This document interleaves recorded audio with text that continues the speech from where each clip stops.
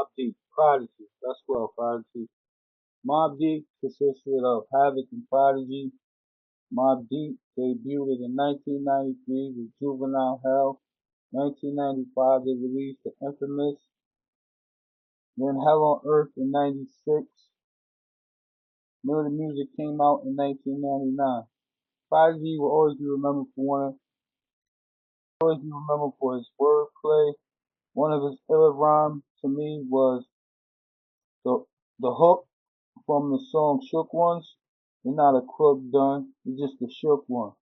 Mobb Deep is one of the first groups to answer back to the West Coast with their LA LA. They had run-ins with Tupac, Jay-Z, and Nas lyrically. Prodigy never backed down while Havoc was more low-key, cooking up them bangers. Havoc, I believe, is really underrated as a producer. He really kept the streets on fire. Prodigy probably will be remembered most for his battles with Tupac and Jay-Z and his splits with Nas. They represented Queens, the 40 side. Prodigy was from Long Island, Havoc was from Queens, but Prodigy represented Queens. He shouted out Long Island, but he represented Queens. 90s New York was different, so he was able to move around through 40 projects in Queens through Havoc connections and people Havoc knew and people Havoc introduced him to. Then later on, he would later get into beefs with like Cormega, Nas, and other people from the Queens area, and they would always come back to Havoc, or Prodigy would always be reminded that he wasn't from the bridge. You know, it was just one of those things. That was the New York scene in the 90s. They stayed true to their street sound. It never changed. They never tried to go gimmicky, never went pop. Always stayed hardcore underground. They had some success in the pop realm, but they didn't chase it. It came to them. Like not Mobb Deep was the soundtrack to the streets of New York City in the 90s. You couldn't come through without hearing the mob track.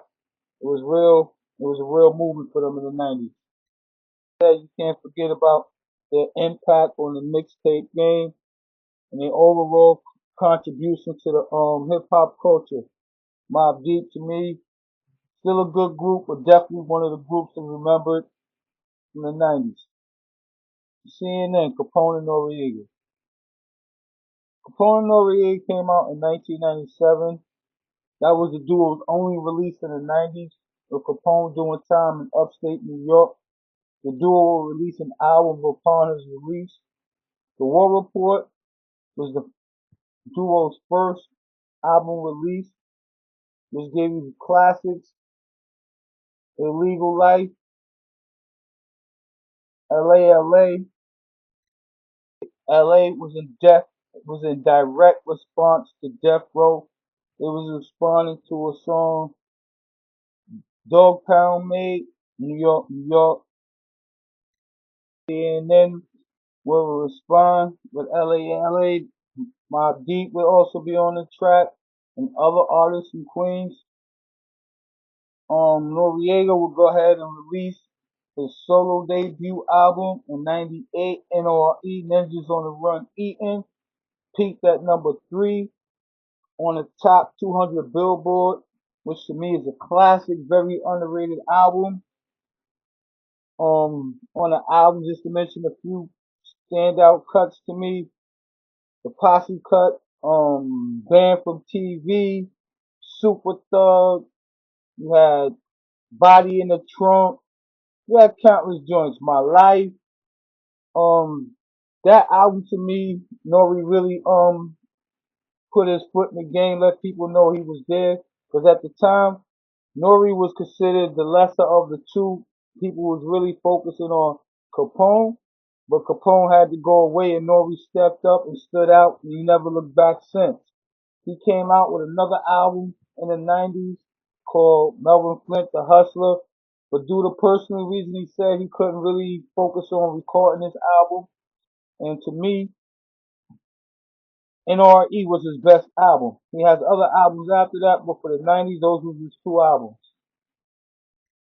LOX's debut album peaked at #3 on the Billboard 200 with singles like If You Think I'm Jiggy and Money, Power, Respect. Also, The Benjamins was a club banger. The LOX was tearing the mixtape scene up in the mid-90s. The DJ Doo-Wop, Action Pack, DJ SNS, Ron G, Kid Capri. Everybody that was doing anything in the 90s, the LOX was on with a feature freestyle. 24 Hours to Live with Mace, Banned from TV with Nori. They have Reservoir Dogs with Jay-Z, Freestyles with Nas. They also was on the big album Life After Death, which was a classic. They was on the song Stage, which is a classic itself. They had the Bad Boy mixtape series with Bad Boy artists with just freestyle. They made songs with DMX. They had the Rough Riders. Then they started the No Shiny Suit campaign. They wanted off a Bad Boy. Understandable at the time because the LOX was known as street artists, and the image Puff was coming with didn't necessarily go with the look that they had in mind for themselves. So they parted ways in the 2000s. So that was the only album that they had in the 90s.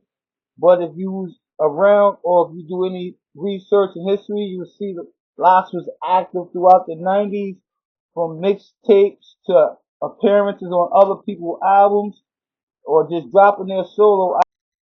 That's why I put the LOX in my top 10 for the 90s of groups and duos.